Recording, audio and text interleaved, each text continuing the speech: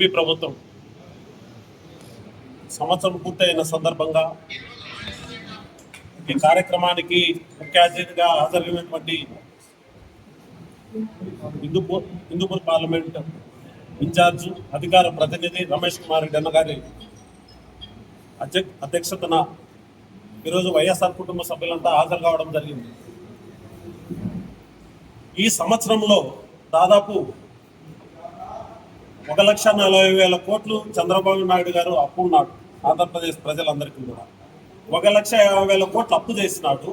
ఈరోజు 8,000 కోట్లు అమ్మబడికి రిలీజ్ చేయడం జరిగింది.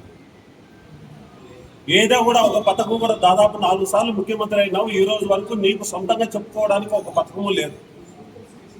ఈరోజు జగన్మోహన్ రెడ్డి గారు ఏదైతే అమ్మబడి అన్నారో ఈ రోజుకి కూడా దాదాపు మీరు చెబుతున్న లెక్కల ప్రకారం 85 లక్షల మందికి ఇవ్వాల్సింటే 67 లక్షలని ఈరోజు 54 లక్షల మందికి దాచి దాదాపు 20-30 లక్షల మంది కూడా ఇవ్వట్లా.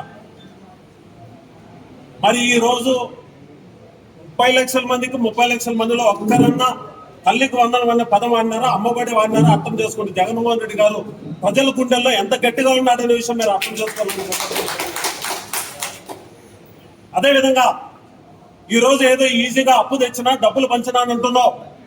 మరి పిల్లలకు కావాల్సిన ట్యాబ్లు ఎక్కడ పోయినాయి?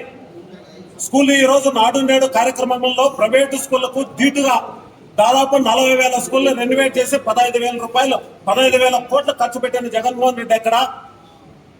ప్రతి పిల్లాడు కూడా ఖచ్చితంగా ఇంగ్లీష్ మీడియంలో చదవాలి. నా బిడ్డలు ఏ విధంగా చదువుతున్నారు, పవన్ కళ్యాణ్ బిడ్డలు ఏ విధంగా చదువుతున్నారు, లోకేష్ బిడ్డలు ఏ విధంగా చదువుతున్నారు ఇంగ్లీష్ మీడియంలో. అదే విధంగా ప్రతి పేదవాడు బిడ్డ ఇంగ్లీష్ లో చదవాలి, ప్రపంచ జ్ఞానం పొందాలి, ఉద్యోగాలు తెచ్చుకోవాలని జగన్మోహన్ రెడ్డి ఎక్కడ? నువ్వు ఇంగ్లీష్ మీడియం తీసేసి స్కూళ్ళన్నీ మార్చేసి అస్థ వ్యవస్థ యుద్ధ వ్యవస్థను చేసినటువంటి లోకేష్ ఎక్కడని ఈ సందర్భంగా మీకు తెలియజేస్తున్నా. అదేవిధంగా ఈరోజు ఒక కార్యక్రమం కాదు, ఆరోగ్యశ్రీ విషయంలో ఈ రోజు నిర్ణయం అయిపోయింది. ప్రైవేట్ స్కూల్స్ చేయడం జరిగింది.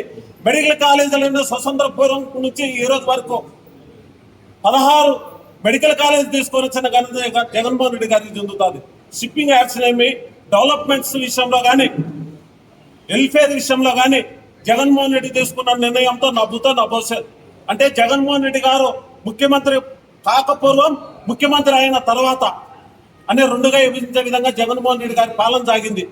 ఈ పాలనలో కూడా 2 సంవత్సరాలు కోవిడ్ ఇలా జరుగుతూ ఉంటే మరి రాష్ట్రంలో ఇలాంటి పరిస్థితులు ఎదుర్కొన్న సిచ్యువేషన్లో అన్యాయంగా అరెస్టులు, ఈరోజు కొమ్మినేని శ్రీనివాసరావు గారిని అరెస్ట్ చేయడం వాటిని చూస్తే ఏబిఎన్లో ఉన్నటువంటి లేదా ఈటీవీలో ఉన్నటువంటి TV5 లో ఉన్నటువంటి రిపోర్టర్లు అందరినీ కూడా లోపల ఆ రకంగా పొంది ఎవరో మాట్లాడిన దానికి, ఎవరో చేసిన దానికి లోపలేస్తే ఇప్పుడు ఈరోజు సుప్రీంకోర్టు మొట్టికాయ వేయడం జరిగింది. మరి అదేవిధంగా మన కదిరి నియోజకవర్గంలో ఇంకా చెప్పాల్సిన అవసరం లే. ఈ రోజు ఎన్ని అరెస్టులు స్టార్ట్ అయినాయి. విశ్వనాథ్ ఎంపీ సర్పంచ్ నుంచి స్టార్ట్ అయ్యి అంజాద్ వరకు దాదాపు 40 మంది 30-40 మందిని లోపల వేయడమే కాకుండా ఈరోజు బాబ్జాన్ అనే వ్యక్తి టౌన్ ప్రెసిడెంట్ 2021 వరకు బాబ్జాన్ అనే వ్యక్తి మంచి వ్యక్తి. ఈ రోజు ఎమ్మెల్యేగా ఎవరైతే ఉన్నారో ఆయన కోసం 5-6 కేసులు పెట్టించుకుంటే ఈరోజు రౌడీ షీటర్ ఓపెన్ చేస్తున్నారు. అంటే నీ కక్ష సాధింపు చర్య కోసం నిన్న అమ్మ అక్క ఆలి తిట్టిన వాడినేమో ఈ రోజు నీ పక్కన పెట్టుకున్నావు. ఈ రోజు పార్టీ మారి ఈ సైడ్కి వచ్చిన ఏకైక లక్ష్యంతో బాబ్జాన్ మీద రౌడీ షీటర్ ఓపెన్ చేస్తావు. ఈ రోజు పోలీసులు కూడా ఒకటే తెలియజేస్తున్నా, ఒక ఉన్నతమైన పదవిలో ఒక ఎంపీపీ బలహీన వర్గాలకు సంబంధించినటువంటి బీసీ నాయకుడు జగన్మోహన్ ఈ రోజు 5 గంటలకు అత్యంత పాశనీయంగా స్టేషన్లోకి తీసుకొని వచ్చి దాదాపు 5-6 మంది పోలీసులు కలిసి పుల్లపడిచే రకంగా కొడతా ఉంటే రామంజన్ రెడ్డి అనే వ్యక్తి పోతే ఆ రామంజన్ రెడ్డి కన్నీళ్లు పెట్టుకుంటున్నాడు. ఇప్పుడు ఆ ఏట్లు చూసి ఏడుగు పోతాను ప్రపంచం. పోలీసులు కూడా రొట్టె తెలియజేస్తున్నా నేను, మీలాంటి వల్లే నక్సలైట్లు తయారయ్యేది, మీలాంటి వల్లే తీవ్రవాదులు తయారయ్యేది, మీలాంటి వల్లే ఇవన్నీ జరిగేది. ఎందుకంటే పాపము పుణ్యమని ఉంటాయి. పోలీసులు అనే వాళ్ళు సంరక్షకులకు దేవులతో సమానం. అలాంటి పోలీసులే ఈరోజు అపము శుభము తెలగనటువంటి ఒక ఎంపీపీని ఆ సిఐ గారి మగము ఎంపీపీ చూస్తున్నాడు, ఎంపీపీ సిఐ గారు చూస్తున్నారు. ఈ పొద్దు నీ లాఠీ కట్టుతో కొడతా ఉంటే నీ బిడ్డలు గుర్తు రాలేదా? నీ కుటుంబం గుర్తు రాలేదా? లేదంటే ఈ 30 సంవత్సరాలు తెలుగుదేశం పార్టీ ఉంటుందా? ఒకవేళ ఉంటే నువ్వేమన్నా ఎమ్మెల్యే కావాలనుకున్నావు, మినిస్టర్ కావాలనుకున్నావు, కాకే బట్టలు వదులు, నువ్వు పచ్చ సొక్క వేసుకొని రా బయటికి. అంతేగాని పాపం పుణ్యం తెలియని విధంగా ఆ విధంగా కొట్టడు. ఒక ఎంపీ పని విషయంలో ఏ విధంగా ఉంటుంది? నేను మళ్ళీ చదువుతున్నా, ఈ రోజు ఎంపీపీని కొట్టారు, రేపొద్దున్న మమ్మల్ని కొడతారు, ఇంకో రోజు ముందరికి పోతుంది. విభజించి పాలించి అనేది కథల్లో జరుగుతూ ఉంది. కొజ్జాలన్నా భరిస్తున్నారు అనుకున్నారేమో, లేదంటే మునమపులన్నా భరిస్తున్నారు అనుకున్నామో. ఒక్కసారిగా తిరగబడితే పోలీస్ స్టేషన్లు చాలు, సబ్ జైలు చాలు. ఈ విధంగా మొదలు తీసుకుని పోతే ఖచ్చితంగా అందరం తిరగబడతాం. ఇప్పుడే చదువుతున్నా నేను, ఈ జగన్ ఎవరైతే ఇప్పుడు లోపల పెట్టారో ఇప్పటికిప్పుడు నేనే పోతున్నా స్టేషన్ దగ్గరికి. నాతో బట్టి ఎంతమంది వస్తారో అలాంటి మొత్తం లోపల జైల్లో పడదాం. అంతేగాని ఇది అన్యాయంగా ఇట్లా చేసుకుంటూ పోతే, ఎక్కడో దగ్గర మొదలు కాకుండా పోతే ఖచ్చితంగా మన అందరూ ప్రాణాలు కోల్పోవాల్సింది వస్తుంది. ప్రతి ఒక్కరూ అవమానాలు పడాల్సింది వస్తుంది. జరగబోయే రోజుల్లో ప్రతి ఒక్కరూ కూడా ఈ యొక్క అన్యాయాన్ని ఎదుర్కోకపోతే ఇబ్బంది అవుతుందని సందర్భంగా తెలియజేస్తూ, ఖచ్చితంగా ఇలాంటి వాటిలో పోలీసు వాళ్ళు కూడా మళ్ళీ చెబుతున్నాం, ఎల్లవేళలో ఒకటే గవర్నమెంట్ ఉండదు. మీరనే వాళ్ళ పక్షపాత ధోరణి అవలంబించద్దండి. ఒకవేళ మీకు ఏదైనా ప్రెజర్ ఉంటే కేసులు పెట్టే, ఒకవేళ మీ ప్రజలను తట్టుకోవడానికి కేసులు పెట్టండి, లోపల వేయండి, కాదనలా. ఈ రకంగా కొట్టడం ఏందా? గొడ్డును కొట్టినట్టు కొట్టడం అంటే నువ్వు ఏ ఆలోచనలు ఉన్నారు మీరు పోలీసు వాళ్ళు? ఇది పద్ధతి కాదు. ఎట్టి పరిస్థితుల్లో దయచేసి ఇలాంటివి మానుకోకుండా పోతే జరగబోయే రోజుల్లో వైఎస్ఆర్ కాంగ్రెస్ పార్టీ కార్యకర్తలంతా తలుచుకుంటే కదిరి అగ్నిగుండం అవుతుందనే సందర్భంగా మీ అందరికి తెలియజేస్తున్నా. ఆపండి. ఇప్పటికే చాలా వరకు చాలా చేసినారు. ప్రెస్ మీట్లు పెట్టి ఎట్లా గుర్తు అట్లా మాట్లాడుతున్నారు. ఒక ప్రజాప్రతినిధి ఎండుకొని ఈరోజు అధికార పార్టీలో ఉన్నట్టు ఎమ్మెల్యే ఎండుకొని తన నోటికి ఎంత వస్తే అంత మాట్లాడినా కూడా ఎవరు మాట్లాడలేదు అనుకుంటున్నారేమో. ఎప్పటికీ నిశ్శబ్దం అనేది చాలా గొప్పగా ఉంటుంది. ఆ నిశ్శబ్దంలో ఒక్కసారిగా విస్ఫోటనం చెందిన రోజు నిజంగా చెబుతున్నా, ఖచ్చితంగా లక్ష్మీ నరసింహస్వామి సాక్షిగా ఈడు జరుగుతున్న దురంగతలు, ఈడు జరుగుతున్న అన్యాయాలు మీ యొక్క కార్యకర్తలంతా కూడా వైఎస్ఆర్ కాంగ్రెస్ పార్టీ నుంచి పోయిన వాళ్ళు ఇప్పటికీ చెబుతున్నా 90% బాగుంటారు. ఈ రోజు తెలుగుదేశం పార్టీ వాళ్ళను ఓన్లీ ఉపయోగించుకుంటున్నారు. రేపు పొద్దున్నే మళ్ళీ మా గవర్నమెంట్ వస్తే మళ్ళీ మీకే ఇబ్బంది అవుతుందనే సందర్భంగా తెలియజేస్తూ, ఖచ్చితంగా ఇలాంటి అన్యాయాలను అరికట్టడానికి మేమంతా సిద్ధంగా ఉన్నామనే సందర్భంగా తెలియజేస్తున్నా. ధన్యవాదాలు. టీడీపీ ప్రభుత్వం సంవత్సరం పూర్తయిన సందర్భంగా ఈ కార్యక్రమానికి ముఖ్య అతిథిగా హాజరైనటువంటి హిందూపూర్ పార్లమెంట్ ఇన్ఛార్జ్ అధికార ప్రతినిధి రమేష్ కుమార్ రెడ్డి అన్న గారి అధ్యక్షతన ఈరోజు వైఎస్ఆర్ కుటుంబ సభ్యులంతా హాజరు కావడం జరిగింది. ఈ సంవత్సరంలో దాదాపు 1,40,000 కోట్లు చంద్రబాబు నాయుడు గారు అప్పు ఉన్నాడు. ఆంధ్రప్రదేశ్ ప్రజలందరికీ కూడా 1,50,000 కోట్లు అప్పు చేసినాడు. ఈరోజు 8,000 కోట్లు అమ్మబడికి రిలీజ్ చేయడం జరిగింది. ఏదో కూడా ఒక పథకం కూడా దాదాపు 4 సార్లు ముఖ్యమంత్రి అయినావు, ఈ రోజు వరకు నీకు సొంతంగా చెప్పుకోవడానికి ఒక పథకము లేదు.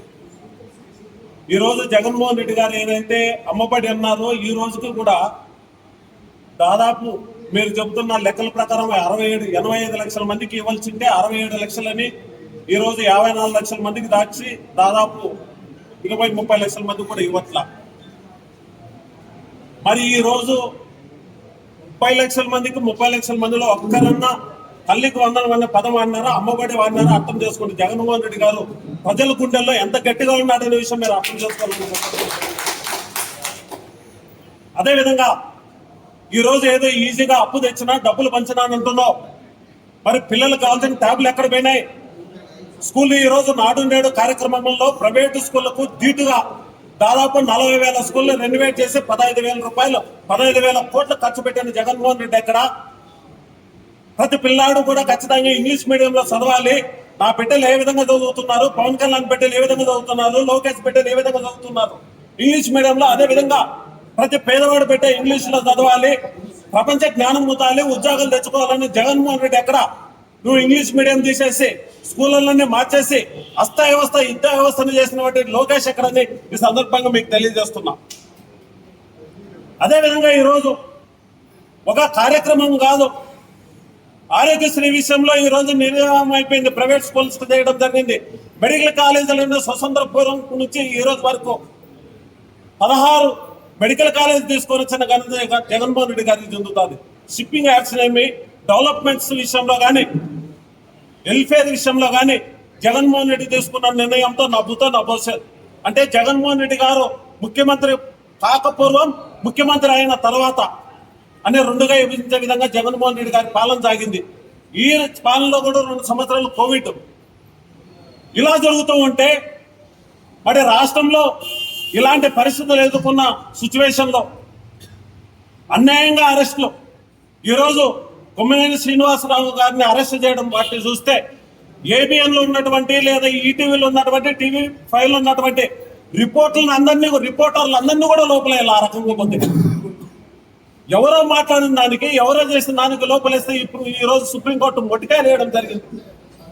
మరి అదేవిధంగా మన కదిరి నియోజకవర్గంలో ఇంకా చెప్పాల్సిన అవసరం లే. ఈ రోజు ఎన్ని అరెస్టులు స్టార్ట్ అయినాయి. విశ్వనాథ్ ఎంపీ సర్పంచ్ నుంచి స్టార్ట్ అయ్యి అంజాద్ వరకు దాదాపు 40 మంది 30-40 మందిని లోపల వేయడమే కాకుండా ఈ రోజు బాబ్జాన్ అనే వ్యక్తి టౌన్ ప్రెసిడెంట్ 2021 వరకు బాబ్జాన్ అనే వ్యక్తి మంచి వ్యక్తి.